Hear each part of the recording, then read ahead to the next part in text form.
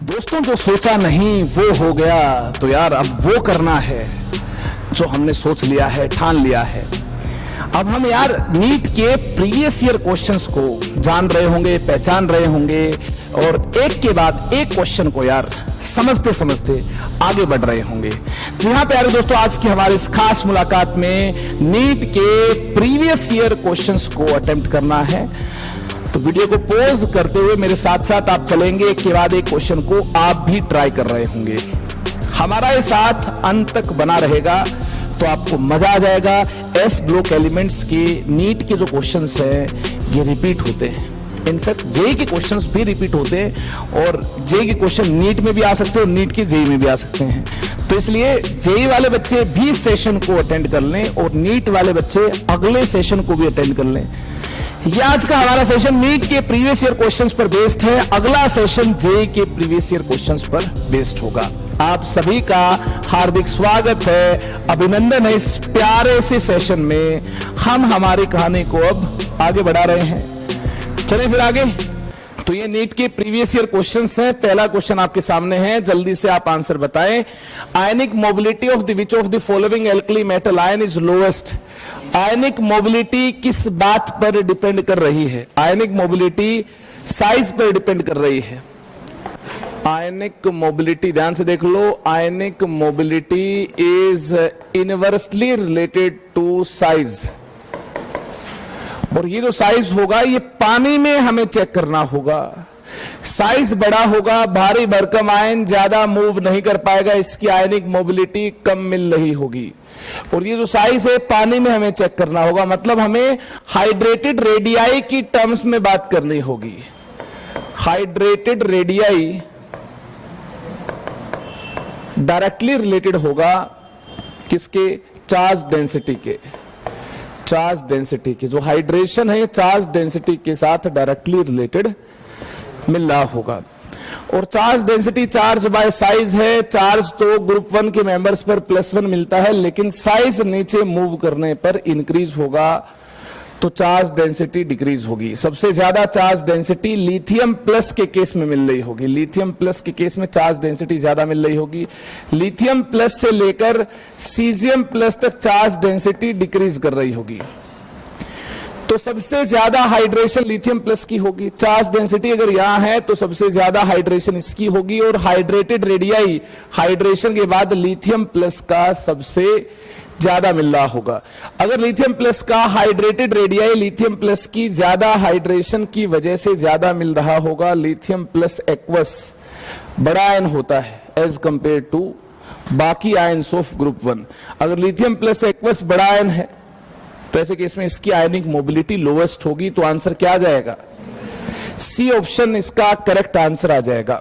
Detail में आप इसको नोट करना चाहते हो तो ये यहां पर इसका करेक्ट ऑर्डर मेंशन किया गया है, तो यहां से भी आप नोट कर पाएंगे। पीडीएफ नोट्स में आपको ये सब कुछ दिया होगा। सेकंड क्वेश्चन देखिए, विच one of the following alkali metal forms only the normal oxide M2O। Lithium की रिएक्शन जब O2 के साथ की जाएगी, लिथियम प्लस O2 तो Li2O बनेगा, ठीक है। सोडियम की रिएक्शन एक्सेस ऑफ O2 के साथ की जाएगी तो ऐसे केस में Na2O2 बनेगा। पोटासियम और बाकी मेंबर्स के केस में O2 एक्सेस में है, हीट किया है तो सुपर ऑक्साइड बन रहा होगा। इस प्रकार से सुपर ऑक्साइड मिल रहा होगा। तो केवल ऑक्साइड बनने की पॉसिबिलिटी लिथियम के केस में है, तो इसका राइट आंसर क्या आ जाएगा? ऑप्शन सी आ जाएगा, ठीक है। आगे चलते हैं। थर्ड क्वेश्चन की हम बात कर रहे होंगे, ईज ऑफ एडजॉर्प्शन की हम बात कर रहे होंगे। एडजॉर्प्शन एक सरफेस फिनोमिना। पहली बात, 12th क्लास में एक चैप्टर है सरफेस केमिस्ट्री जिसमें हम डिटेल में जान रहे होंगे। ये सरफेस फिनोमिना है, ठीक है ना, सरफेस फिनोमिना है। और सरफेस के साथ वो ज्यादा इंटरेक्शन कर पाएगा, वो आयन ज्यादा इंटरेक्शन कर पाएगा जिसकी चार्ज डेंसिटी क्या है? ज्यादा है।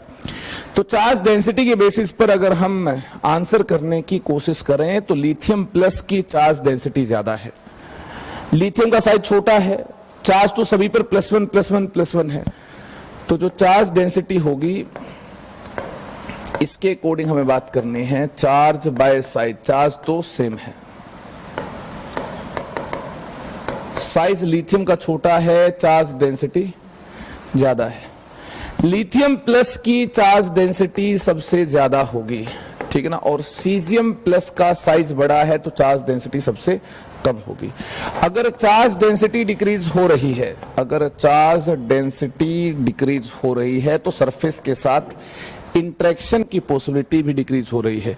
चार्ज डेंसिटी डिक्रीज हो रही है तो ease of adsorption, ease of adsorption भी डिक्रीज हो जाएगी। तो आंसर क्या मिल रहा होगा?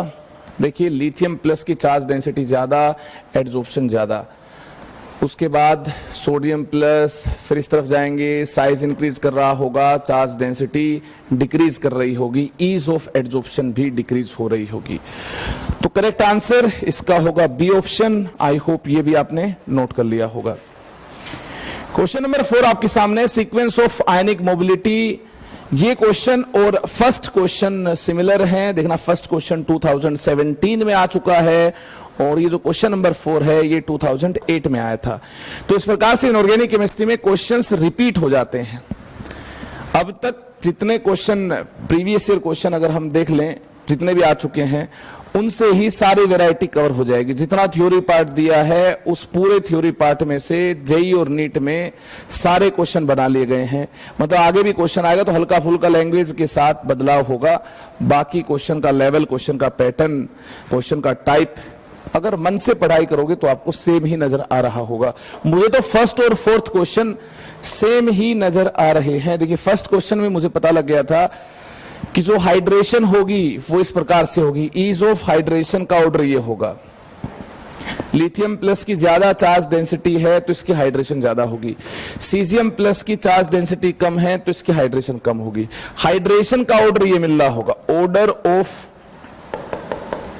हाइड्रेशन ये मिल रहा होगा। और डिटेल में सारी बातचीत हमारे यहां पर हो गई है। यहां किसकी बात करनी है? मोबिलिटी की बात करनी है। आप ही मुझे बता दो, अगर लिथियम प्लस की चार्ज डेंसिटी ज्यादा है, इसकी हाइड्रेशन के बाद जो हाइड्रेटेड रेडियाई है ये बड़ा मिल रहा है। सीजियम प्लस की चार्ज डेंसिटी कम है, इसका हाइड्रेटेड रेडियाई छोटा मिल रहा होगा।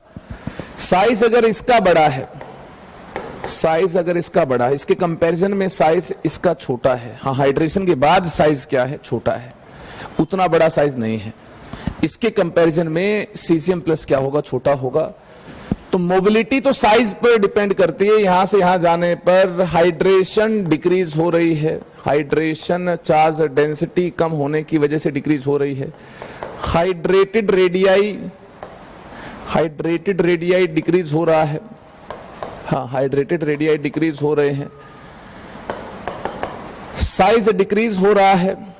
साइज डिक्रीज होने से मोबिलिटी बढ़ जाएगी, मोबिलिटी बढ़ जाएगी। सीजियम प्लस की मोबिलिटी सबसे ज्यादा मिल रही होगी। सीजियम प्लस एक्वस की मोबिलिटी सबसे ज्यादा मिल रही होगी और सोडियम प्लस की कम मिल रही होगी। और सोडियम प्लस से भी कम लिथियम प्लस की मिल रही होगी। वो बात अलग है, लिथियम प्लस नहीं दिया है, लेकिन हमने फिर भी महसूस कर लिया है, फील कर लिया है। डिटेल में देखिए, इस प्रकार से इसका आंसर दिया गया है। पीडीएफ नोट्स में आपको ये मिल रहा होगा।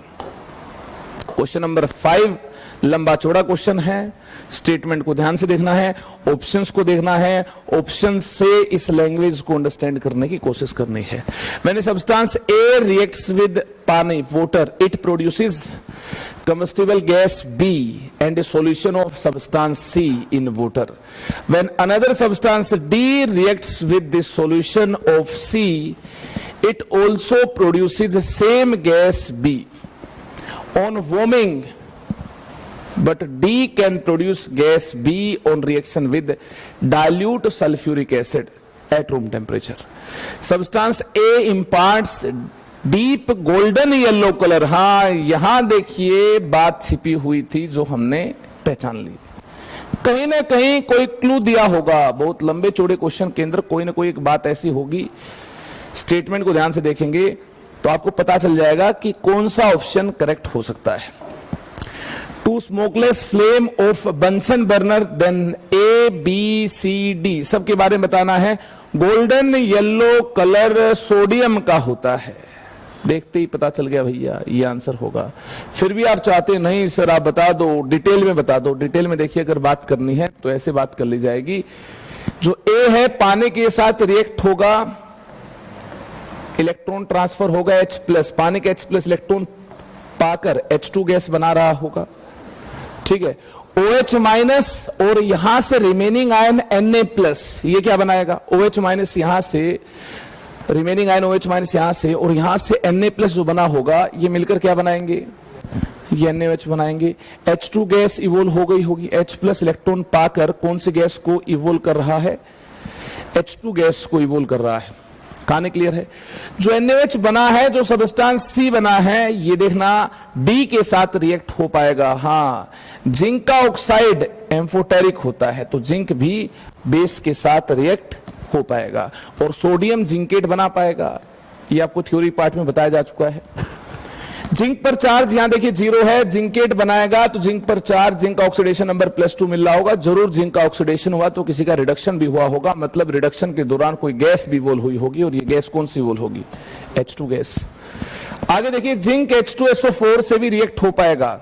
जिस भी मेटल का ऑक्साइड एम्फोटेरिक होता है वह मेटल एसिड के साथ भी रिएक्ट हो पाएगी और बेस के साथ ये रिएक्ट होकर जिंकेट बना रही, सोडियम जिंकेट बना रही है।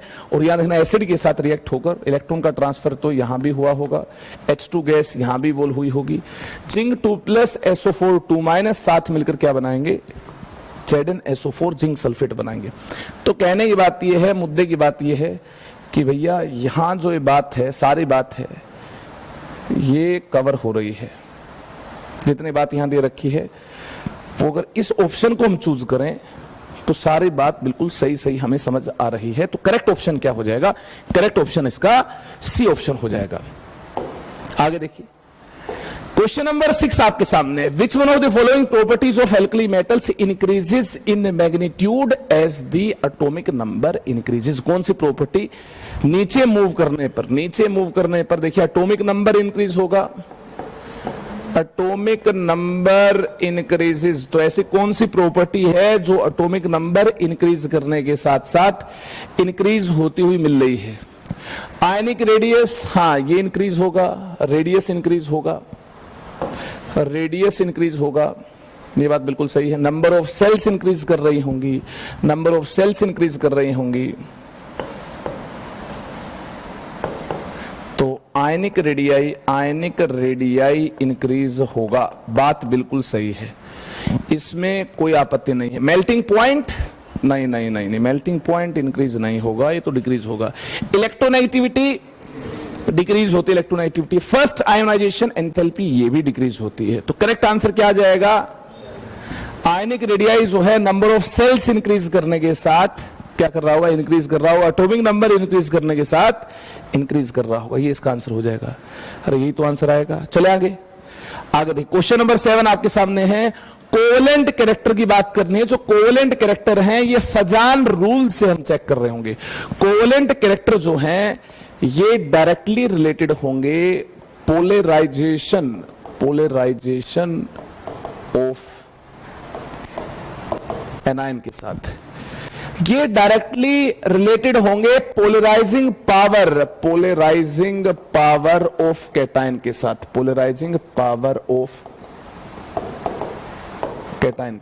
कैटायन की पोलराइजिंग पावर के साथ ये डायरेक्टली रिलेटेड मिल रहे होंगे। ठीक है, अब देखिए एनायन किस केस में बड़ा है, पोलराइजेशन कब ज्यादा मिल पाएगी एनायन में, जब साइज क्या होगा, जब साइज बड़ा होगा, बड़ा एनायन ज्यादा पोलराइज हो पाएगा। मुझे लगता है F- तो छोटू एनायन है ना, F- तो छोटू एनायन है, और I- जो है ये बड़ा एनायन है, I- जो है ये बड़ा एनायन है। डाउन द ग्रुप मूव करते हैं तो साइज ग्रुप 17 के केस में भी तो इंक्रीज कर रहा होगा, ग्रुप 17 के जो कोरस्पोंडिंग एनायंस होंगे इनका भी तो इंक्रीज कर रहा होगा। यहां भी तो नंबर ऑफ सेल्स इंक्रीज हो रही हैं, F- से I- जा रहे हैं तो नंबर ऑफ सेल्स इंक्रीज हो रही हैं। तो देखिए पोलराइजेशन इसमें ज्यादा होगा, ये तो छोटा है, ये कितना पोलराइज हो पाएगा, ये ज्यादा पोलराइज नहीं हो पाएगा। साइज इंक्रीज हो रहा है, ज्यादा पोलराइजेशन मिल रही है, ज्यादा पोलराइजेशन मिल रही है, तो ज्यादा पोलराइजेशन ऑफ एनायन से कौन से character CC covalent character increase हो जाएंगे। मतलब Mi के केस में ज्यादा कोवेलेंट कैरेक्टर होंगे और Mf के केस में कम कोवेलेंट कैरेक्टर होंगे। तो F माइनस से I माइनस जाना है, I माइनस जहां है वहां कोवेलेंट कैरेक्टर क्या होंगे, ज्यादा होंगे। तो मुझे लगता है F माइनस से I माइनस जाना है, तो करेक्ट ऑप्शन सी ऑप्शन हो जाएगा। करेक्ट ऑप्शन क्या हो जाएगा, सी ऑप्शन हो जाएगा। या और डिटेल में बातचीत की गई है। अगेन पीडीएफ नोट्स में सारी कहानी यूं ही बयां की होगी, तो आप देख लीजिएगा वहां से। अब आगे देखिए question number 8, the alkali metals form salt like hydride M plus H minus. Salt like का मतलब क्या है, M प्लस H माइनस, ठीक है ना, इस टाइप के। By direct synthesis at elevated temperature, high temperature पर मेटल को हाइड्रोजन के साथ हम रिएक्ट करवा रहे होंगे तो MH टाइप का मेटल हाइड्राइड बन जाएगा। The thermal stability of these hydride decreases in which of the following order. MH की थर्मल स्टेबिलिटी की बात करनी है, मतलब LiH से हम CSH तक जाएंगे तो थर्मल स्टेबिलिटी की बात करनी है। तो ध्यान से देख लो, नीचे जाएंगे तो क्या होगा, हाइड्रोजन तो छोटू है और ये देखना अपना साइज इंक्रीज कर रहा है, M जो है नीचे जाने पर अपना साइज इंक्रीज कर रहा है, तो साइज में डिफरेंस तब कम होगा। हाइड्रोजन तो छोटा है, लिथियम भी छोटा है, तो यहां तो साइज में डिफरेंस कम होगा। लेकिन नीचे जाएंगे तो लिथियम के बाद सोडियम आएगा, पोटासियम आएगा, रुबिडियम आएगा, सीजियम आएगा। ये बड़े बड़े कैटायन जब H माइनस जैसे छोटे एनायन के साथ होंगे तो ऐसे केस में साइज का जो डिफरेंस है ये बढ़ रहा होगा। H माइनस छोटा है और नीचे बड़े बड़े कैटायन मिल रहे हैं, नंबर ऑफ सेल्स इंक्रीज करने की वजह से कैटायन का साइज इंक्रीज हो रहा है। तो नीचे जाने पर difference between size of cation and anion, cation and anion के साइज का जो डिफरेंस है ये बढ़ रहा है, तो इसलिए स्टेबिलिटी घट रही है। साइज का डिफरेंस ज्यादा नहीं होना चाहिए, अगर ज्यादा डिफरेंस है तो स्टेबिलिटी घट जाएगी। तो मैं आपको बता दूं, LiH की स्टेबिलिटी ज्यादा होगी, CSH की स्टेबिलिटी कम होगी। LiH की स्टेबिलिटी ज्यादा होगी, CSH की स्टेबिलिटी कम होगी, आंसर आ जाएगा। ठीक है, चले आगे फिर। Which compound will show highest lattice energy? Lattice energy is nothing but potential energy of any compound. ठीक है ना, कुछ अलग से कुछ अजीब चीज नहीं है, ये पोटेंशियल एनर्जी है। और पोटेंशियल एनर्जी का मैग्नीट्यूड आप देखना चाहते हो तो K(Q1 Q2 by R plus R minus, ये लैटिस एनर्जी है। ग्रुप 1 के मेंबर्स अगर हैलाइड बनाएंगे इस टाइप के, तो लैटिस एनर्जी की बात करें तो Q1 Q2 ये जो चार्ज का मैग्नीट्यूड का जो प्रोडक्ट है, चार्ज के मैग्नीट्यूड का जो प्रोडक्ट है, ये तो सेम है। Q1 Q2 तो क्या है, सेम है, +1 -1 1 into 1, ये तो सेम है सभी केस में। तो डिफरेंट है ये R प्लस R माइनस है। जिस भी केस में R प्लस R माइनस ये कम मिलता है, उस केस में पोटेंशियल एनर्जी ज्यादा मिल रही होगी, लैटिस एनर्जी उस केस में ज्यादा मिल रही होगी। आप देखो R प्लस R माइनस किस केस में कम मिल रहे हैं, R प्लस R माइनस। छोटा कैटायन, छोटा एनायन कहां है, एनायन तो सेम है, एनायन तो क्या है, सेम है। कैटायन छोटा कहां है, कैटायन सबसे छोटा कहां है, सोडियम प्लस है ना, इसके बाद तो बाकी कैटायन तो इससे बड़े होंगे। Smallest cation is smallest cation among given cations is sodium plus। अगर ये छोटा कैटायन है तो इसकी वैल्यू कम होगी, पोटेंशियल एनर्जी ज्यादा होगी, लैटिस एनर्जी ज्यादा होगी, आंसर ये हो जाएगा। चले आगे, क्लियर है बात, आगे देखिए। क्वेश्चन नंबर 9 के बाद क्वेश्चन नंबर 10 की बारी। पूछा आपसे कौन सा alkali metal chloride forms dihydrate salt like this, MCl.2H2। ये हमने डायगोनल रिलेशनशिप में जाना, लिथियम मैग्नीशियम के साथ डायगोनल रिलेशनशिप शो करता है। लिथियम का जो हाइड्रेट है इसकी कंबाइंड फॉर्म में जब ये रहता है, LiCl जब ये बनाता है तो उस केस में LiCl.2H2 है। वहीं मैग्नीशियम का जो डाइहाइड्रेट है, जब मैग्नीशियम कंबाइंड फॉर्म में मिलता है, जब मैग्नीशियम MgCl2 बनाता है तो MgCl2 6H2 होता है, ये हमने ऑलरेडी कहां देख लिया, diagonal relationship of lithium with magnesium वाली थ्योरी के अंदर डिटेल में देख लिया है। आई होप नोट्स आपके सामने होंगे और आपने रिवीजन कर रखी होगी और ये आप रिलेट कर पा रहे होंगे। Crude ammonium chloride obtained by crystallisation of brine solution does not contain, हाँ इसके बारे में मैंने सोचा कि यार इसका क्या आंसर होना चाहिए। यहां जो सोडियम क्लोराइड ऑब्टेन किया गया है ये फ्रॉम सी वाटर है ना, ऐसे मेंशन करना चाहिए था, ये सी वाटर से एक्सट्रैक्ट किया गया है। अगर ये सी वाटर से एक्सट्रैक्ट किया गया है तो देखिए सी वाटर के साथ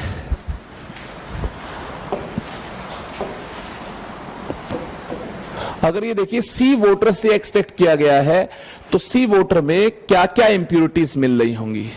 सी वाटर के अंदर CaCl2 मिल रहा होगा, सी वाटर के अंदर Na2SO4 मिल रहा होगा, Na2SO4 मिल रहा होगा, CaCl2 मिल रहा होगा, CaSO4 मिल रहा होगा, MgCl2 मिल रहा होगा, MgCl2 मिल रहा होगा। सी वाटर में ये सारी चीज पाई जाएंगी। सी वाटर कंटेन्स दीज इंप्यूरिटीज, ये जो इंप्यूरिटीज हैं ये सी वाटर में मिलती हैं, लिख लो। तो सी वाटर से जब भी NaCl को एक्सट्रैक्ट किया जाएगा तो उस दौरान जो सी वाटर में ये वाली इंप्यूरिटीज हैं ये NaCl के साथ एसोसिएटेड मिल रही होंगी, लेकिन यहां MgSO4 नहीं है, यहां MgSO4 नहीं है। अगर यह MgSO4 नहीं है तो इसका आंसर MgSO4 हो जाएगा, ठीक है। डज नॉट कंटेन पूछा, कौन सी इंप्यूरिटी नहीं होगी, MgSO4 नहीं है तो इसका आंसर क्या हो जाएगा, MgSO4 हो जाएगा। चले आगे, आगे देखिए क्वेश्चन नंबर 12 आपका इंतजार कर रहा है। In Castner Kellner cell for production of sodium hydroxide, A option, brine is electrolysed using graphite electrode. सारे इलेक्ट्रोड ग्रेफाइट की नहीं होती भैया, धोखा हो जाएगा। मरकरी इलेक्ट्रोड भी होती है शायद, जितना मुझे ध्यान है, याद है क्या आपको। Molten sodium chloride is electrolysed, क्या मोल्टन होता है, क्या होता है, क्या मोल्टन होता है, नहीं एक्वस होता है। Sodium amalgam is formed at mercury cathode, हाँ सोडियम प्लस इलेक्ट्रॉन खा रहा होगा, मरकरी इलेक्ट्रोड पास होगी तो इलेक्ट्रॉन खाकर Na बनाएगा और Hg साथ में है तो NaHg ये बनाएगा, अमलगम बनाएगा, अमलगम बनाएगा, ये अमलगम बनाएगा। तो इसका करेक्ट आंसर क्या है, रिडक्शन कैथोड पर होगी, सोडियम प्लस इलेक्ट्रॉन खाएगा, मरकरी के साथ इस प्रकार से एसोसिएटेड मिल रहा होगा, NaHg अमलगम बना रहा होगा। Brine is electrolysed using platinum, platinum इतना महंगा, पहली बात प्लेटिनम यहां इस्तेमाल में नहीं लाया जाता है तो ये वाली बात गलत होगी, ठीक है। थ्योरी में कास्टनर किलर सेल में हम लोग पढ़ चुके हैं। आगे देखिए क्वेश्चन नंबर 13 भी आपके इंतजार में है। Which of the following statement is incorrect, कौन सी स्टेटमेंट इनकरेक्ट होगी आपको जानना है। Pure sodium metal dissolves in liquid ammonia to give blue solution, हाँ अमोनिएटेड इलेक्ट्रॉन की वजह से आया होगा ब्लू कलर, ये बात तो सही है, स्टेटमेंट सही है। हमें इनकरेक्ट बात पहचाननी, कई बार एग्जाम में एक मिस्टेक होती है भैया, हम देखते ही नहीं, पता नहीं कहां बैठे होते हैं, देखते ही नहीं हम लोग, करेक्ट दिया है या इनकरेक्ट पूछा है, क्या पूछा हमसे, मिस्टेक हो जाती है। तो स्टेटमेंट तो करेक्ट है लेकिन आंसर तो हमें इनकरेक्ट स्टेटमेंट के अकॉर्डिंग करना है। NaOH reacts with glass to give sodium silicate, बिल्कुल सही बात है।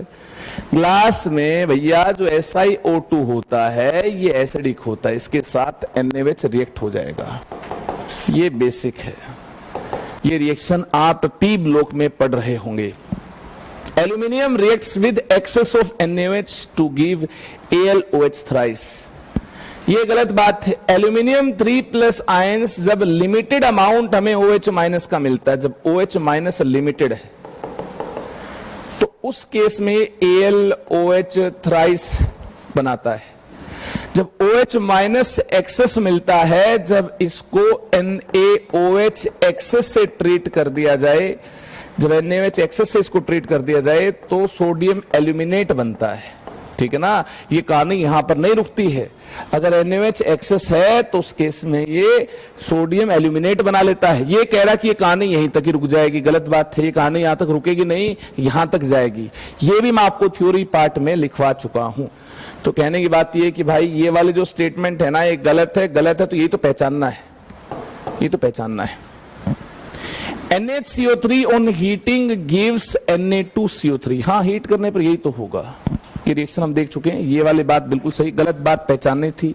करेक्ट ऑप्शन क्या हो जाएगा?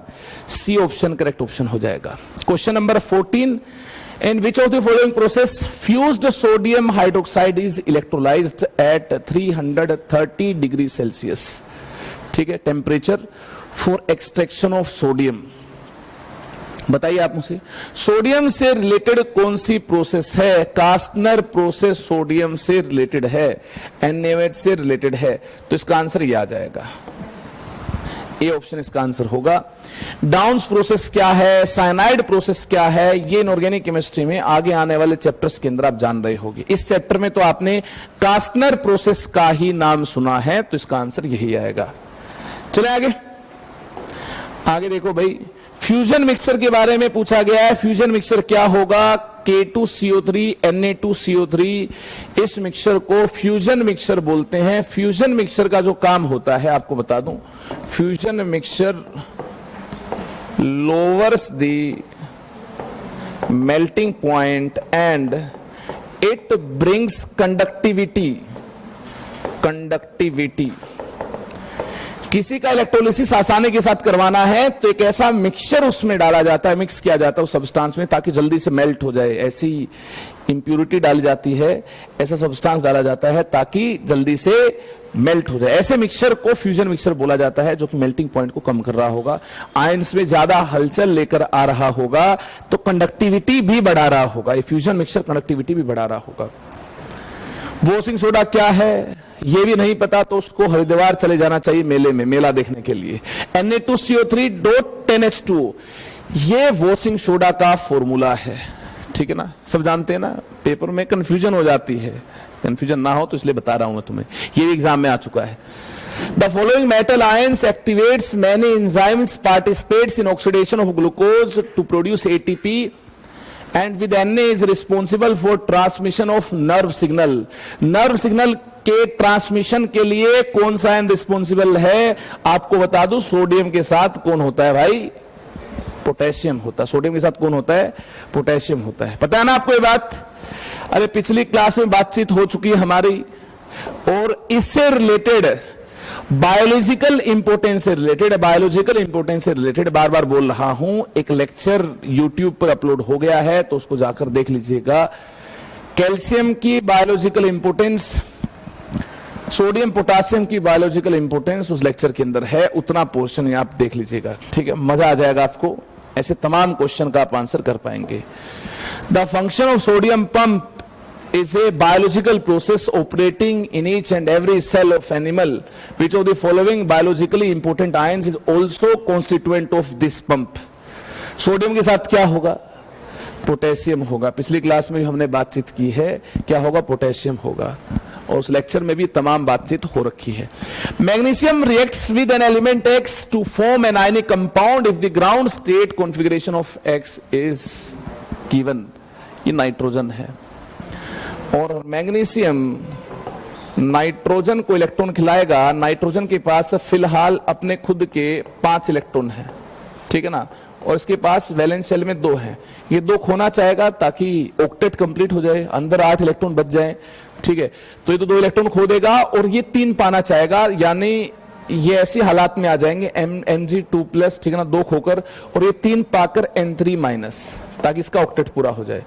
तो ऐसे केस में Mg3N2 ये बन रहा, मैग्नीशियम का नाइट्राइड ऐसा बन रहा होगा। अरे मैग्नीशियम नाइट्रोजन के साथ नाइट्राइड ही तो बनाएगा। रिएक्शन देख चुके हम लोग, Mg3N2 ऐसा नाइट्राइड होगा, Mg3N2, ये आंसर आ जाएगा। नीट 2018 देख लो कैसे क्वेश्चन आते हैं इनऑर्गेनिक की नीट में। तबीयत से आप लोग चैप्टर को कंप्लीट कर लेते हो तो कुछ बचेगा नहीं, ये गारंटी है। ये देखो, इलेक्ट्रॉनिक कॉन्फ़िगरेशन ऑफ कैल्शियम में बी रिटन एज, कैसे कॉन्फ़िगरेशन? कैल्शियम का एटॉमिक नंबर 20 है। आर्गन का कितना हुआ बोलो? आर्गन का कितना हुआ 18, 2 राजाएं 20 हो जाएगा, 2 राजाएं 20 हो जाएगा। चौथे पीरियड से है कैल्शियम तो 4 होगा। सेकंड ग्रुप है इसका, तो खोपड़िया में 2 होगा। एस ब्लॉक है तो एस में 2 इलेक्ट्रॉन जाएंगे, है ना। ग्रुप नंबर 2 है, ग्रुप नंबर 2 है, खोपड़िया में 2 है। एस ब्लॉक मेंबर है, हाँ एस ब्लॉक का मेंबर है, ठीक है। ये पीरियड नंबर है, चौथे पीरियड में पाया जाता है, ठीक है।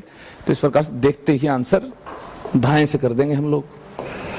आगे देखिए, compared with alkaline earth metal the alkali metal exhibit. Alkaline earth metal के कंपैरिजन में एल्कली मेटल के केस में क्या होगा?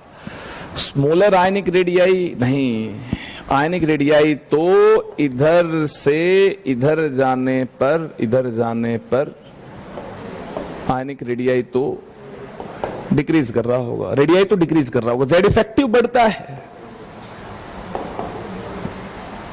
तो रेडियाई है ये डिक्रीज हो रहा होगा, रेडियाई जो है क्या हो रहा होगा, डिक्रीज हो रहा होगा।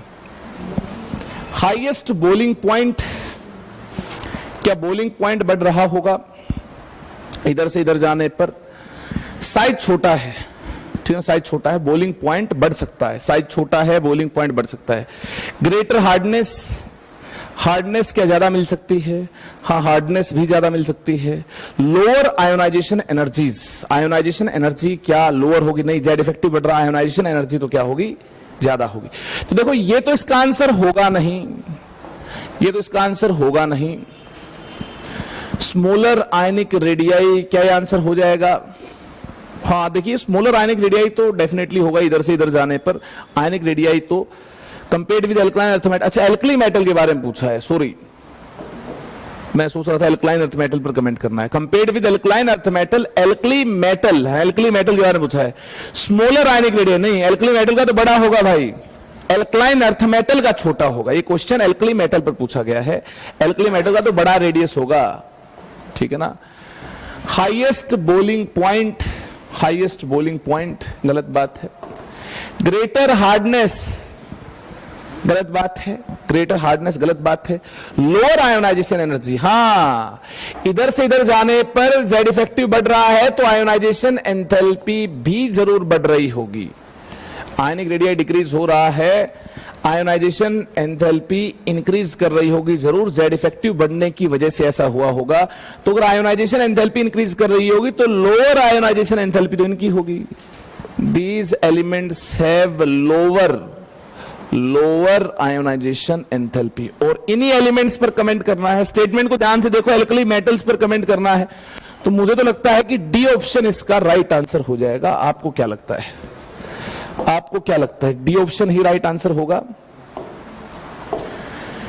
क्वेश्चन नंबर 22 देख लो, which of the following atoms will have smallest size? किसका साइज सबसे छोटू होगा? सबसे छोटू साइज बताओ किसका होगा? वैसे तो ऊपर वाले मेंबर का छोटा साइज होता है, नीचे वाले मेंबर का तो बड़ा साइज होगा। और ऊपर भी देखना, लिथियम और बेरिलियम ये दोनों ऑप्शन में दिए गए हैं, तो लेफ्ट टू राइट बेरिलियम मिलता है आने पर, ठीक है ना, लेफ्ट टू राइट आने पर बेरिलियम मिलता है। Size decreases, left to right periodic table में साइज डिक्रीजेस, सबसे छोटू कौन हो जाएगा? बेरिलियम हो जाएगा। अरे ये तो देखते ही उड़ा दिया हमने। 23rd जो क्वेश्चन है ये डेटा बेस्ड है, फैक्ट बेस्ड क्वेश्चन है कि HCl गैस पास करने पर कौन प्रेसिपिटेट होगा, कौन प्रेसिपिटेट नहीं होगा। मैं आपको बता दूं, सबसे जल्दी प्रेसिपिटेट होता है HCl गैस पास करने पर NaCl। इसकी सोल्युबिलिटी इनके कंपैरिजन में कम मिलती है। डेटा बेस्ड है, फैक्ट बेस्ड है, इसको याद ही करना होगा, ठीक है ना। डेटा पता हो तभी आप इसका आंसर कर पाएंगे। तो ऐसा क्वेश्चन मेरी माने जाए बात तो नहीं आना चाहिए एग्जाम में, बट ठीक है, एक आधा क्वेश्चन अगर आ भी जाता है तो अहम और वहम दोनों तोड़ देता है ऐसा क्वेश्चन। काफी सारे टीचर्स ने इसका गलत आंसर दिया हुआ है यूट्यूब के ऊपर, लेकिन मैं आपको बता दूं इन सभी में सोल्युबिलिटी NaCl की कम होती है, तो HCl गैस पास करते हैं तो NaCl ही सबसे जल्दी प्रेसिपिटेट होगा बाकी बचे हुए दो के कंपैरिजन में। आगे देखिए, question number 24, which of the following is an amphoteric hydroxide? Beryllium का हाइड्रोक्साइड होता है, एसिड और बेस दोनों के साथ शानदार अंदाज में रिएक्शन कर पाएगा। Beryllium hydroxide is amphoteric in nature, in fact इसका ऑक्साइड भी एम्फोटेरिक होता है। ये एसिड के साथ भी रिएक्शन कर पाएगा, ये बेस के साथ भी रिएक्शन कर पाएगा। NaOH के साथ रिएक्ट करवा लो इसको, HCl के साथ रिएक्ट करवा लो, BCl2 प्लस H2 यहां बन रहा होगा।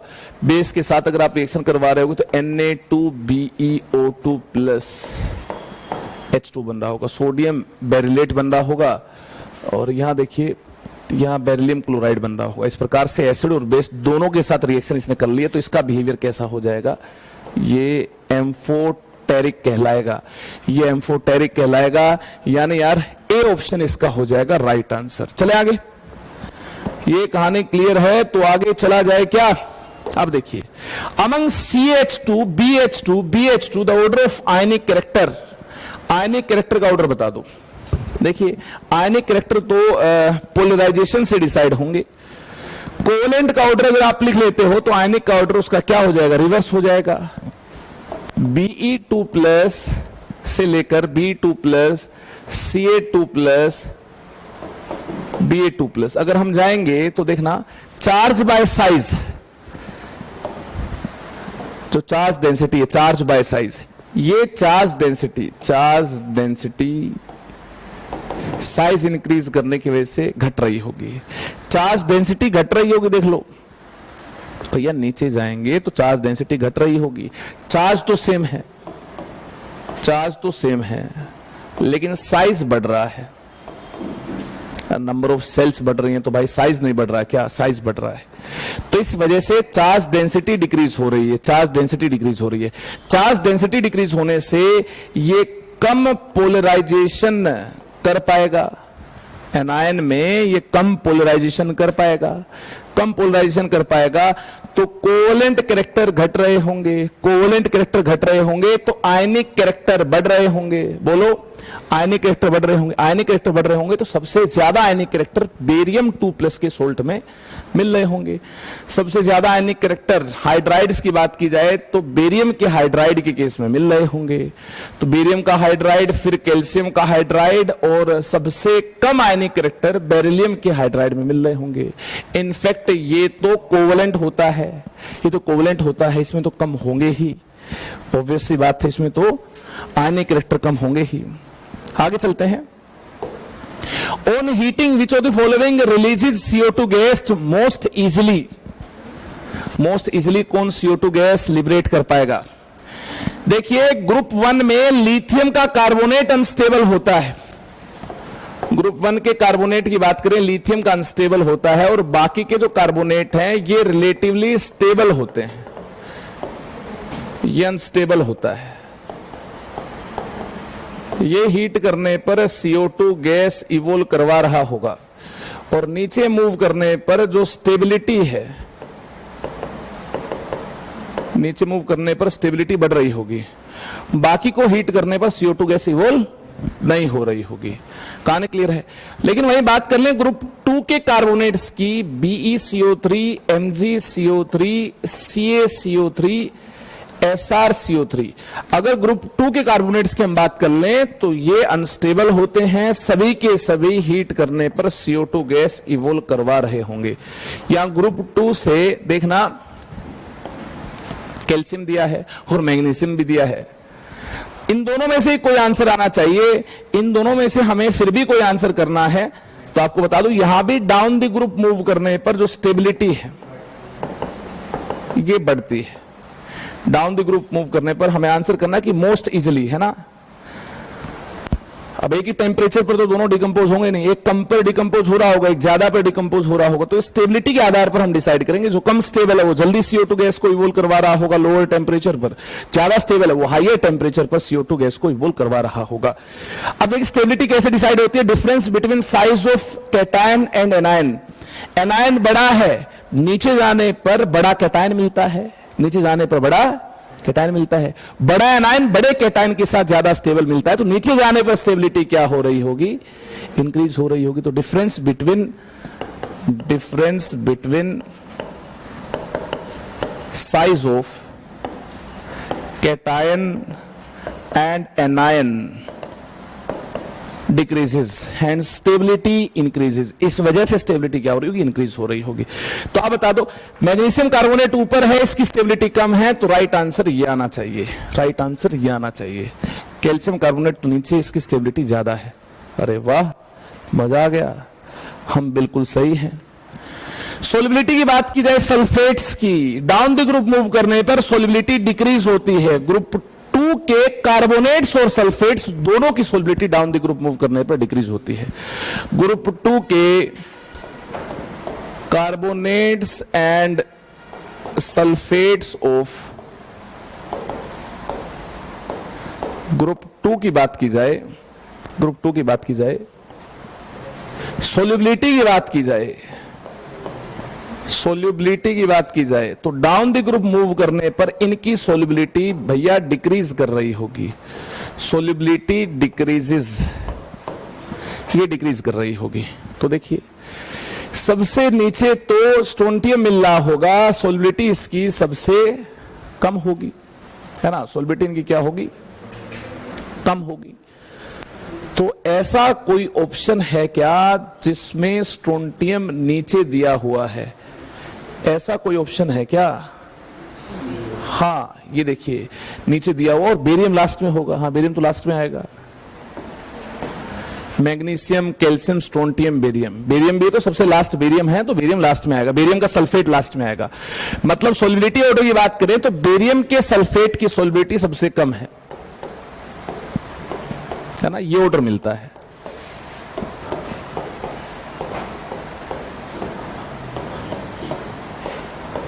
ठीक है, और यही ऑर्डर कार्बोनेट्स के केस में भी मिलता है सोलिबिलिटी का। ग्रुप 1 के केस में ऑर्डर रिवर्स हो जाता है, बता चुका हूं आपको। ग्रुप 1 के केस में ऑर्डर क्या हो जाता है, ऊपर से नीचे जाने पर सोलिबिलिटी बढ़ रही होगी और यहां सोलिबिलिटी ग्रुप 2 के केस में घट रही होगी।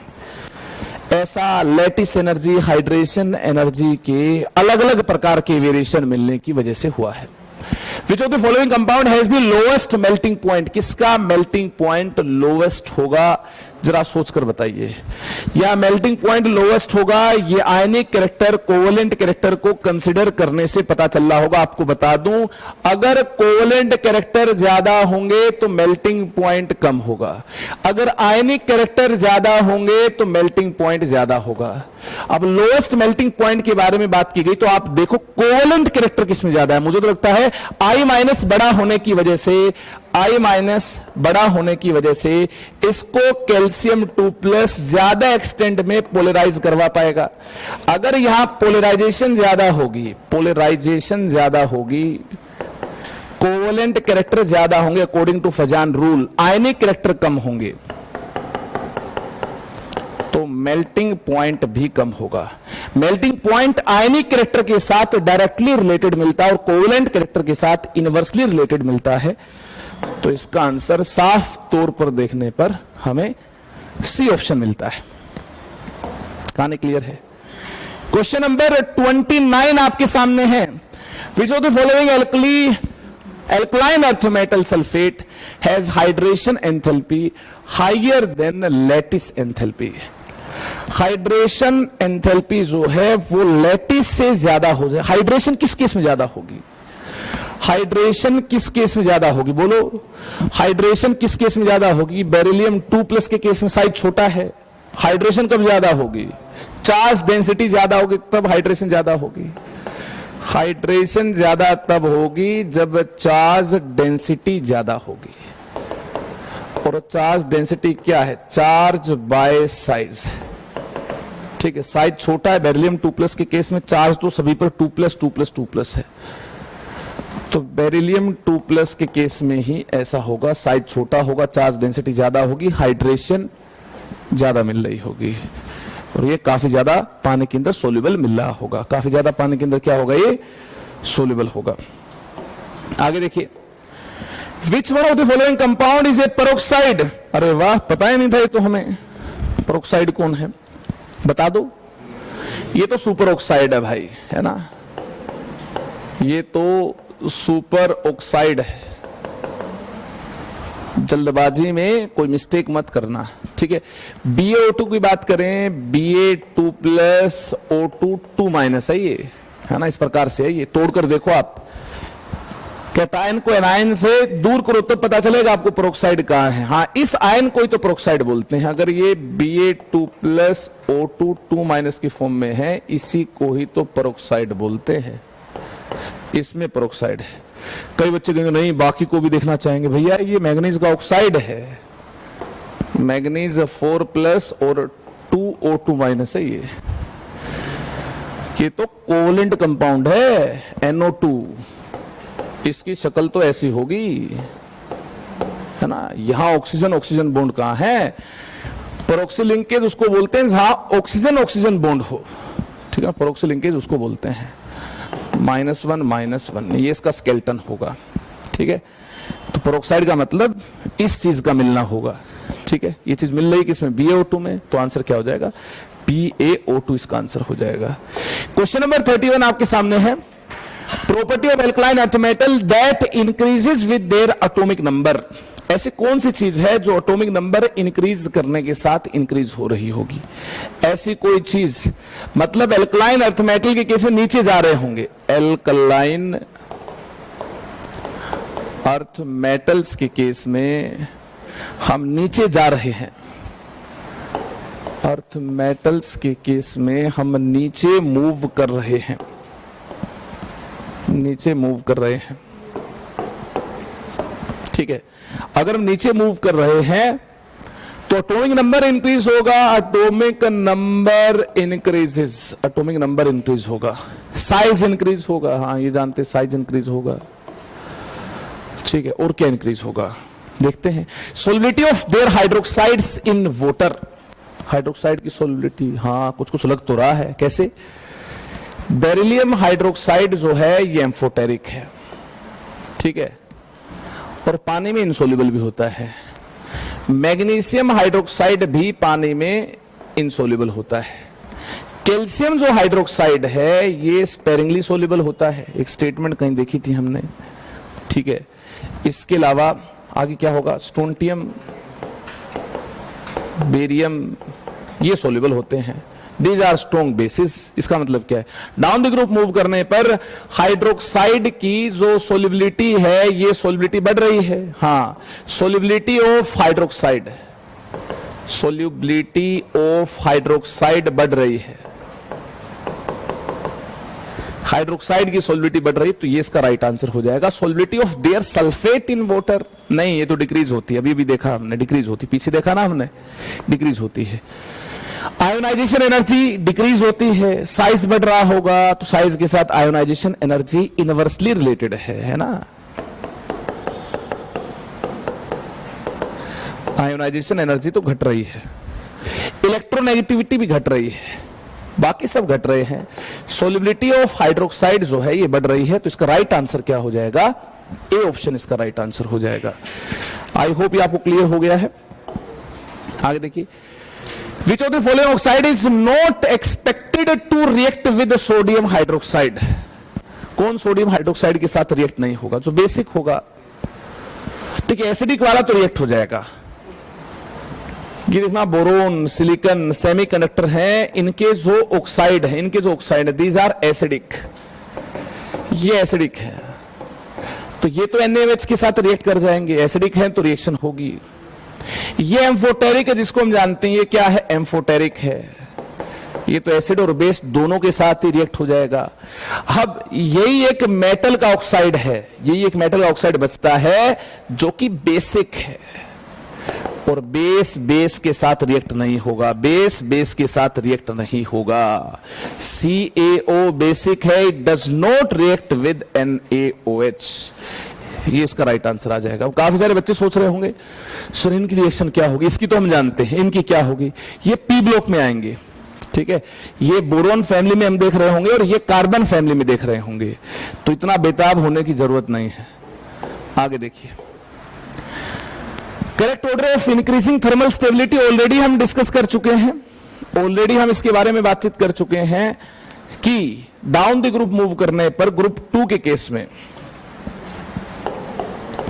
कार्बोनेट्स ऑफ ग्रुप 2 की बात करें, ग्रुप 2 के मेंबर्स की कार्बोनेट्स की बात करें, beryllium carbonate BeCO3, magnesium carbonate MgCO3, ठीक है, और नीचे जाते जाते SrCO3 तक हम जाएं, इस प्रकार से जाएं, तो difference between size of cation and anion, difference between size of cation and anion, difference between size of cation and anion, बड़े कैटायन के साथ बड़ा एनायन मिल रहा है तो डिफरेंस घट रहा है, तो स्टेबिलिटी बढ़ रही है, स्टेबिलिटी बढ़ती है भाई, स्टेबिलिटी इंक्रीज होती है, ठीक है। अब ये तो छोटे हो गए कैटायन, 2+ चार्ज इनकी खोपड़िया में, इस तरफ जाने पर साइज डिक्रीज भी होता है। लेकिन अगर हम यहां से ग्रुप 2 से ग्रुप 1 की तरफ चलना स्टार्ट कर दें, ग्रुप 2 से ग्रुप 1 की तरफ चलना स्टार्ट कर दें, क्या होगा? ग्रुप 2 से ग्रुप 1 की तरफ चलना स्टार्ट कर दें, ये जो डिफरेंस है ना, डिफरेंस बिटवीन, क्योंकि यहां तो बड़े कैटायन मिलने होंगे, एनायन तो भी बड़ा ही है, इस तरफ जाने पर तो साइज बढ़ जाएगा ना, उस तरफ जाने पर साइज घटता है। अगर हम इस तरफ आ जाएं, ग्रुप 1 के अंदर आ जाएं, तो difference between size of cation and anion, मुझे लगता है और कम हो जाएगा, ये और कम हो जाएगा, और स्टेबिलिटी इनके कंपैरिजन में और ज्यादा हो जाएगी। तभी तो यहां केवल लिथियम का कार्बोनेट डिकम्पोज होता है, बाकी डिकम्पोज नहीं होते, वहां सारे ही डिकम्पोज हो जाएंगे। तो इनकी स्टेबिलिटी ज्यादा है कि नहीं है? अगर इनकी स्टेबिलिटी ज्यादा है तो इसी बिहाफ पर हम यहां आंसर करने में कामयाब हो पाएंगे। कैसे? देखो, नीचे जाएंगे तो स्टेबिलिटी बढ़ रही है, नीचे जाएंगे तो स्टेबिलिटी बढ़ रही है, नीचे जाएंगे तो स्टेबिलिटी बढ़ रही है, ठीक है, नीचे जाएंगे तो स्टेबिलिटी बढ़ रही है, और ग्रुप 1 में आ जाएंगे तो स्टेबिलिटी और बढ़ रही है, स्टेबिलिटी और बढ़ रही है। तो आंसर ये हो जाएगा, नीचे जाएंगे तो स्टेबिलिटी बढ़ रही है, और ग्रुप 1 में आ जाएंगे तो कैटायन का साइज बढ़ गया, डिफरेंस और कम हो गया, स्टेबिलिटी तेजी से बढ़ गई, ठीक है। चले आगे, क्वेश्चन नंबर 34 आपके इंतजार में है, नजरें स्क्रीन पर होनी चाहिए। In which of the following hydration energy is higher than lattice energy? Hydration energy lattice energy से ज्यादा हो, मतलब सोलिबिलिटी ज्यादा हो। अरे हाइड्रेशन ज्यादा होगी, लैटिस कम होगी, मतलब निकलने वाली एनर्जी ज्यादा होगी, कंज्यूम होने वाली एनर्जी कम होगी, सोलिबिलिटी ज्यादा होगी। ज्यादा सोलिबिलिटी बाकी मेंबर के केस में तो अगर सोलिबिलिटी की बात की जाए तो इससे तो कमी होगी, ठीक है ना। तो यही तो बचता है फिर, जिसकी ज्यादा सोलिबिलिटी होगी। हाँ, यही आंसर है, ज्यादा सोलिबिलिटी होगी, यही तो आंसर होगा फिर। The solubility in water of sulphate down the group beryllium से बेरियम तक इस प्रकार से डिक्रीज हो रही होती है, इसका रीजन बता दो। ये सवाल आ गया, रीजन बता दो। डाउन द ग्रुप जाते हैं तो देखिए लैटिस एनर्जी तो घटती है। क्यों घटती लैटिस एनर्जी? हाँ, नीचे जाने पर देखना लैटिस एनर्जी घटती है, और आपको बता चुका हूं जो लैटिस एनर्जी है ये K(Q1 Q2 by R plus R minus, ये पोटेंशियल एनर्जी है। नीचे जाने पर ये जो R प्लस है ये बढ़ जाएगा, R माइनस तो सेम रहता है, क्योंकि सभी के केस में सल्फेट की बात की गई है, R माइनस तो सेम रहता है। जो बढ़ता है ये कौन बढ़ता है? R प्लस बढ़ता है। अगर R प्लस बढ़ता है नीचे जाने पर, R प्लस R माइनस अगर नीचे जाने पर इंक्रीज हो जाएगा, ऐसे केस में अगर लैटिस एनर्जी डिक्रीज हो जाएगी।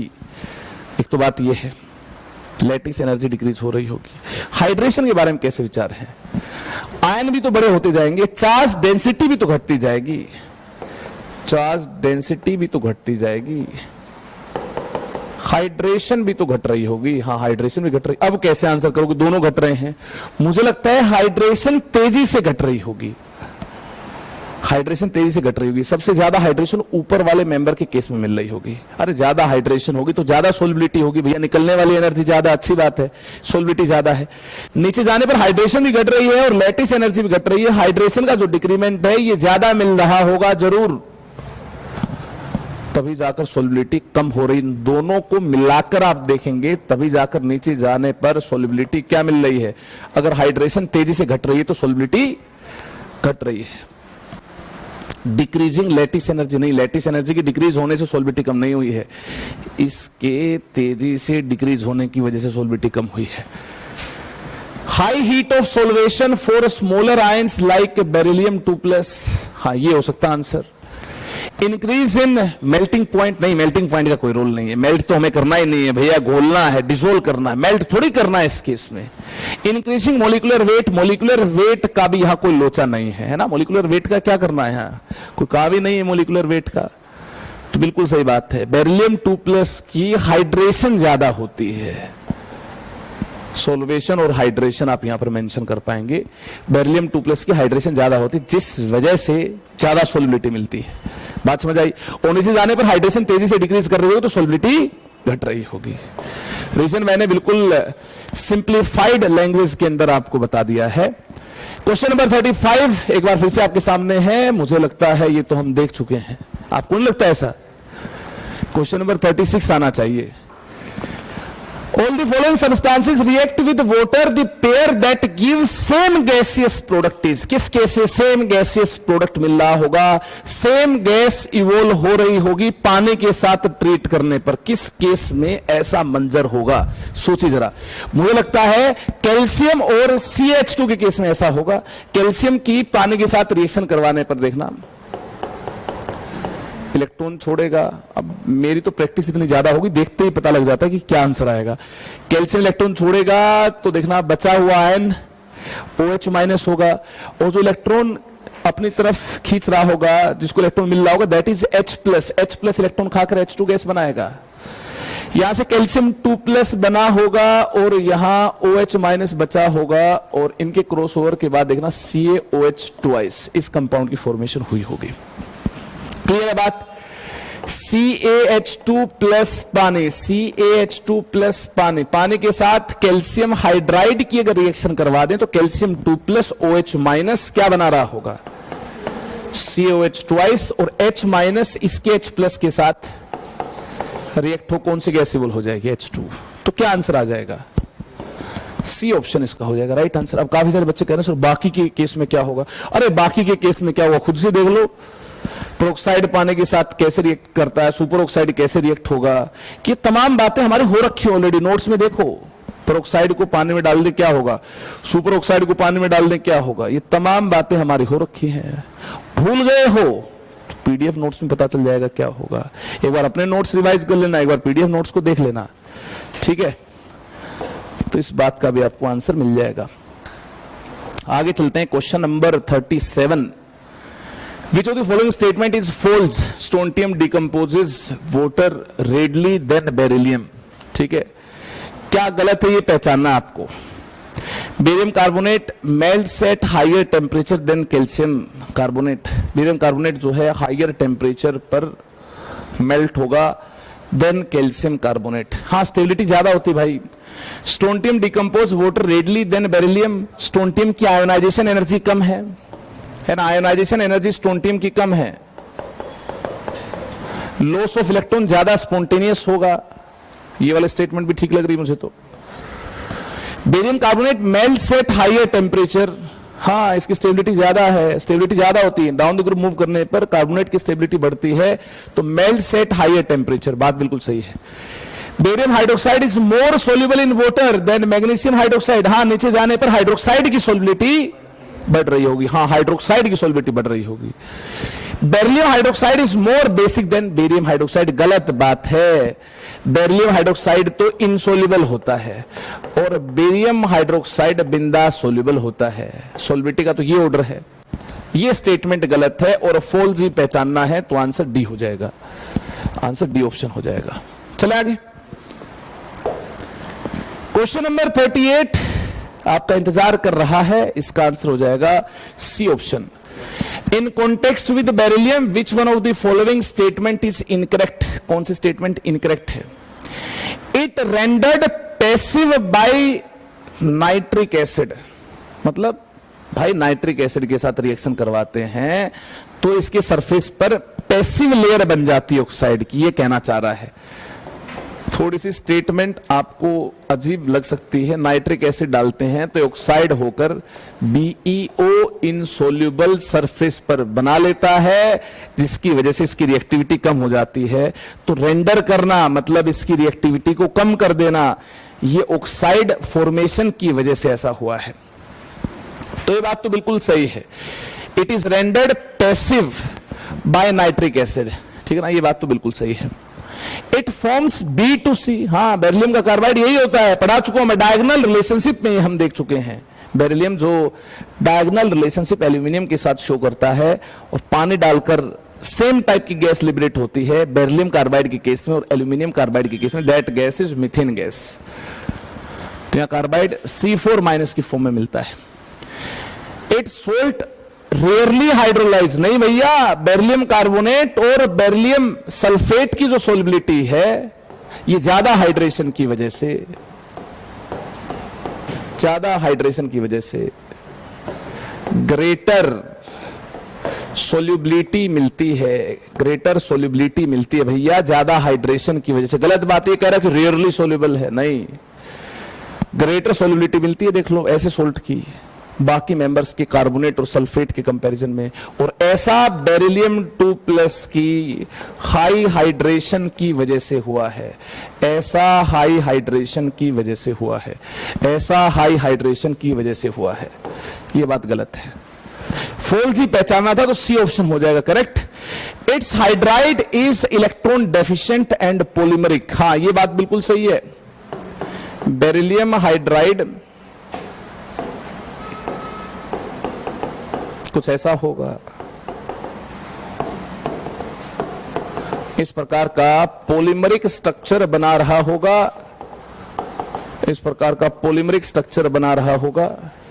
इसमें देखिए जो बॉन्डिंग होगी बनाना बॉन्डिंग होगी, मैं क्या कहना चाह रहा हूं, इसमें जो बॉन्डिंग होगी ना ये वाली बॉन्डिंग बनाना बॉन्डिंग होगी, और ये बॉन्डिंग 3 सेंटर है और 2 इलेक्ट्रॉन है। इसमें 3 सेंटर 2 इलेक्ट्रॉन बॉन्ड होंगे, 3 सेंटर है इलेक्ट्रॉन 2 है, बनाना बॉन्ड बनेगा। इसमें बनाना जैसी शक्ल मिल रही, देखो इस प्रकार से अगर हम इस ब्रिज को इंडिकेट करें डिफरेंट कलर से तो बनाना शेप का मिल रहा है ये। तो बनाना बॉन्डिंग 3 सेंटर 2 इलेक्ट्रॉन बॉन्ड है। कैसे बॉन्ड है? 3 सेंटर 2 इलेक्ट्रॉन, इलेक्ट्रॉन तो 2 ही होंगे भैया, ये इंटरेक्शन होगी 2 इलेक्ट्रॉन वाली, ठीक है। 3 सेंटर है 2 इलेक्ट्रॉन है, तो इस पूरे बॉन्ड को 3 सेंटर 2 इलेक्ट्रॉन बॉन्ड बोल दिया है। चले आगे, 39 40 इकट्ठे दिए हैं। The suspension of slaked lime in water is named as, suspension lime का पानी में क्या बोलते हैं इसको? मिल्क ऑफ लाइम बोलते हैं। सारे बच्चे जानते हो ना, तुम लोग थ्योरी में बता चुका हूं मैं आपको, मिल्क ऑफ लाइम बोलते हैं इसको। The product obtained as a result of reaction of nitrogen with CaC2, जब CaC2 को N2 के साथ हम रिएक्शन करवा रहे होंगे तो ऐसे केस में याद रख लो, वेरी इंपोर्टेंट, CaCN2 मिल रहा होगा और कार्बन अलग हो जाएगा। की बनाया था हमने CaCN2, कैल्शियम साइनामाइड बनेगा और कार्बन अलग हो जाएगा, ये मिक्सचर मिलेगा, ठीक है, ये मिलेगा, देख लो, नोट कर लिया हमने। क्वेश्चन नंबर 41, क्वेश्चन नंबर 41 में क्या दिया? Which one of the following is present as an active ingredient in bleaching powder for bleaching action. क्या होता है ब्लीचिंग पाउडर में? क्या मिलता है? क्या मिलता है ब्लीचिंग पाउडर में? CaCl2 प्लस CaOCl ट्वाइस, ये दोनों मिलते हैं, और जो एक्टिव इंग्रेडिएंट है वो ये वाला होता है, CaOCl ट्वाइस, ठीक है ना। मेन फंक्शनिंग जो होती है ब्लीचिंग पाउडर की वो ये वाला इंग्रेडिएंट होने की वजह से होती है, होते दोनों हैं, है ना। और इनको मिलाकर स्टाइलिश तरीके से ये भी बोल दिया जाता है CaOCl2, है ना, स्टाइलिश तरीके से ये भी बोल दिया जाता है, होते दोनों हैं। लेकिन जो ज्यादा फंक्शनिंग ब्लीचिंग पाउडर की जो हम देखते हैं वो इस इंग्रेडिएंट की वजह से देखते हैं, तो इसका आंसर ये हो जाएगा। अब देखो मैट्रिक्स मैच है। प्लास्टर ऑफ पेरिस कौन है भैया? प्लास्टर ऑफ पेरिस ये है, ये प्लास्टर ऑफ पेरिस है। जिप्सम ये है, अभी तक तो यही जानते हैं, इन्हीं का ही हमने जिक्र किया है। तो क्या ऑप्शन तक पहुंच पाएंगे? A2 के साथ मैच होगा? हाँ पहुंच पाएंगे भैया, इससे ही पहुंच जाएंगे। A2 के साथ मैच होगा, B3 के साथ मैच होगा। इप्सोमाइट को कर लो भैया याद, इप्सोमाइट क्या है ये देख लो, ये B3 के साथ मैच होगा, C4 के साथ मैच होगा। कैसिराइट क्या है? कैसिराइट क्या है? C जो है ये 4 के साथ मैच होगा, कैसिराइट ये MgSO4.H2O। D किसके साथ मैच होगा? D जो है जिप्सम, ये 1 के साथ भी मैच होगा, और जिप्सम में CSO4 भी तो होता है ना, इसके साथ भी मैच हो जाएगा, कोई टेंशन नहीं है। लेकिन D1 के साथ ही मैच हो तो ज्यादा अच्छी बात है, क्योंकि एग्जैक्ट फॉर्मूला तो यही है .2H2, या .2H2 नहीं है, तो बात बिल्कुल सही है, ये इसके साथ मैच होगा और ये किसी के साथ भी मैच नहीं होगा। कहानी क्लियर है कि नहीं है? तो ये इसका आंसर हो जाएगा। तो यहां तो मुझे लगता है इसका हिंट प्लास्टर ऑफ पेरिस के मैच से ही मिल गया है ना। चले आगे, question number 43। A compound A on heating gives colorless gas B and a residue that dissolves in water to form B. Excess of CO2 is bubbled through aqueous solution of B. C is formed, which is recovered in the solid form. The solid C on gentle heating gives back A. The compound is, क्या compound होगा? मुझे लगता है CaCO3 होगा। इसके heat करने पर देखना, ऐसा कुछ बोला गया है, CaCO3 को हीट किया तो CaO बना और CO2 गैस इवोल्व हुई, ठीक है, ये बोला गया है। अगर हम पानी में इसको डाल देंगे तो CaOH ट्वाइस बन जाएगा, CaOH ट्वाइस बन जाएगा, ठीक है। इसके बाद अगर हम CO2 पास कर दें इसमें से तो CaCO3 प्लस H2 बन जाएगा, ये बन जाएगा, मतलब वापिस से बन जाएगा। इसके एक्वस सॉल्यूशन में CO2 पास कर देंगे तो वापिस से यही बन जाएगा, ठीक है। तो मुझे लगता है कैल्शियम कार्बोनेट ने पूरा खेल रचाया होगा, ये कैल्शियम कार्बोनेट होगा। ये कार्बोनेट स्टेबल होता है, हीट करने पर डिकम्पोज होता नहीं है, ये वाला भी डिकम्पोज, और ये तो कार्बोनेट है ही नहीं, तो कहां से CO2 गैस इवोल्व होगी इस केस में? तो इस प्रकार से CaCO3 इसका राइट आंसर मिल रहा होगा। Which of the following represents calcium chloride? Calcium तो हुआ Ca2 प्लस, और क्लोराइड आयन किसको बोलते हैं? ClO2 माइनस को, ClO2 माइनस को, ये क्लोराइड आयन है। तो कैल्शियम क्लोराइड हो जाएगा CaClO2 ट्वाइस, ये हो जाएगा कैल्शियम क्लोराइड, ये हो जाएगा कैल्शियम क्लोराइड, ये हो जाएगा, ठीक है। क्लोराइड इसको बोलते हैं, लिख लो। आइडेंटिफाई द करेक्ट स्टेटमेंट, हमें करेक्ट स्टेटमेंट को आइडेंटिफाई करना है। देखिए, plaster of Paris can be obtained by hydration of gypsum. नहीं, जिप्सम की हाइड्रेशन नहीं, जिप्सम से तो पानी निकालना होगा, हाइड्रेशन नहीं करनी हो। हाइड्रेशन का मतलब तो पानी का अमाउंट इंक्रीज करना है, नहीं, गलत बात है, पानी का अमाउंट डिक्रीज करना है हमें इस केस में। Plaster of Paris obtained by partial oxidation of gypsum, नहीं, ऑक्सीडेशन भी नहीं करवाना है ना, ऑक्सीडेशन भी नहीं करवाना इस केस पे। Gypsum contains lower percentage of calcium than plaster of Paris. हाँ, प्लास्टर ऑफ पेरिस में ज्यादा पानी नहीं होता, पानी क्या मिलता है प्लास्टर ऑफ पेरिस में? कम मिलता है। और जिप्सम में ज्यादा पानी होता है, ज्यादा पानी है उसकी वजह से कैल्शियम की परसेंटेज गिर जाएगी, और कम पानी है तो कैल्शियम की परसेंटेज ज्यादा मिल रही होगी।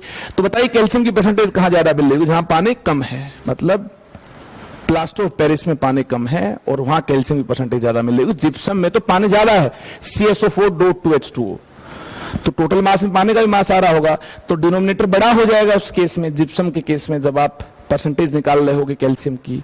तो gypsum contains lower percentage of calcium, मुझे तो ठीक लग रही है बात, पानी का अमाउंट ज्यादा है, जब टोटल मास लिख रहे होगे डिनोमिनेटर में तो उसमें पानी का ज्यादा मास इंक्लूड हो रहा होगा as compare to plaster of Paris के केस में जब कैल्शियम की परसेंटेज निकाल रहे होंगे और डिनोमिनेटर में टोटल मास लिख रहे होंगे, वहां कम पानी है तो डिनोमिनेटर छोटा होगा।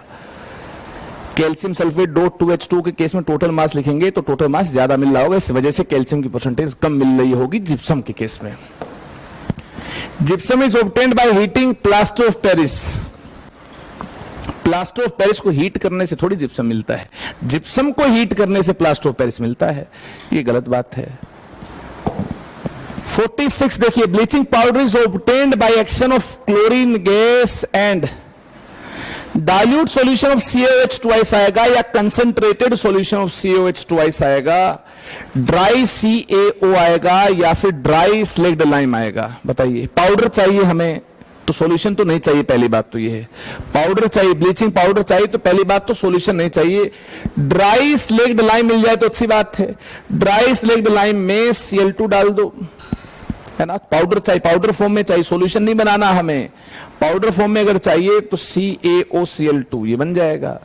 आपको बता चुका हूं, बनते तो वैसे CaCl2 CaOCl ट्वाइस दोनों हैं, इन दोनों को मिलाकर ये बोल देते हैं, ठीक है।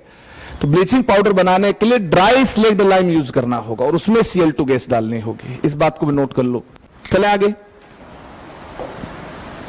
47 ये बायो वाले स्टूडेंट बता सकते हैं, नहीं तो biological importance of group 1 group 2 members के लेक्चर को आपको देखना होगा। सोडियम पोटासियम कैल्शियम की बायोलॉजिकल इंपोर्टेंस मैंने बता रखी है, वहां मैंने बताया है enzyme that utilise ATP in phosphate transfer require an alkaline earth metal M as cofactor.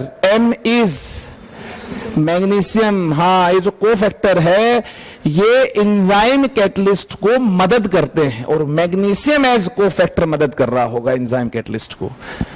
ये वही बच्चे इसको समझ सकते हैं जिनके पास बायो है या फिर जिन्होंने बायोलॉजिकल इंपोर्टेंस वाले लेक्चर को पढ़ रखा है, देख रखा है, रिवाइज कर रखा है ना, नोट्स वगैरह बना रखे हैं, सिंसियर तरीके से मेहनत करते हुए रिवीजन कर रखी है, वही इसका आंसर कर पाएंगे, है ना। या तो मेडिकल एस्पिरेंट कर पाएंगे या फिर जिन्होंने बायोलॉजिकल इंपोर्टेंस वाला लेक्चर अटेंड कर रखा वो इसका आंसर कर पाएंगे। हार्ट बीटिंग के लिए कैल्शियम 2+ आयंस जरूरी होते हैं और ये बोलना कि जरूरी नहीं होते हैं तो ये बात गलत है और गलत बात ही पहचाननी है, तो ये इसका आंसर हो जाएगा, ठीक है। तो अगेन बायोलॉजी के डोमेन से क्वेश्चन आया है तो नीट एस्पिरेंट्स ऐसे क्वेश्चन के आंसर कर पाएंगे। हाँ, ये भी जबरदस्त आ गया question. Which of the following metal ion play an important role in muscle contraction? Calcium, ये इसका आंसर हो जाएगा, ठीक है। तो तमाम बातें हमने biological importance of sodium potassium calcium magnesium वाले लेक्चर में देख रखी है। इसी के साथ नीट के प्रीवियस ईयर क्वेश्चन का ये जो कार्यक्रम है ये हमारा खत्म हुआ। तो यार एक रिस्पॉन्सिबिलिटी होती है कि हाँ प्रीवियस ईयर क्वेश्चंस को हम अटेम्प्ट कर लें ताकि रूबरू हो पाए यार एग्जाम में कैसे क्वेश्चंस आएंगे। और इनऑर्गेनिक केमिस्ट्री की खासियत होती है एग्जाम में क्वेश्चंस रिपीट होते हैं। जी हाँ, एग्जाम में क्वेश्चंस रिपीट होते हैं। जितने टॉपिक हैं इनसे रिलेटेड क्वेश्चन एग्जाम में मैक्सिमम पूछे जा चुके हैं। अब तो एक लैंग्वेज बदल कर ऑप्शंस को बदल कर क्वेश्चंस ही आते हैं। तो ये आपकी यार रिस्पॉन्सिबिलिटी बनती है कि आप जेईई और नीट के previous year questions inorganic chemistry में जरूर ट्राई करें, ठीक है, और अच्छे क्वेश्चंस को याद भी रखें। तो चलिए दोस्तों, ऐसे ही एक और खास सेशन में, यादगार सेशन में हमारी मुलाकात हो रही होगी जहां हम जेईई के प्रीवियस ईयर क्वेश्चंस को अटेम्प्ट कर रहे होंगे। तब तक के लिए अपना खूब सारा ख्याल रखिए और यार एस ब्लॉक एलिमेंट्स को बार बार रिवाइज करते रहिए, ठीक है। Bye bye, take care, love you all, thank you so much.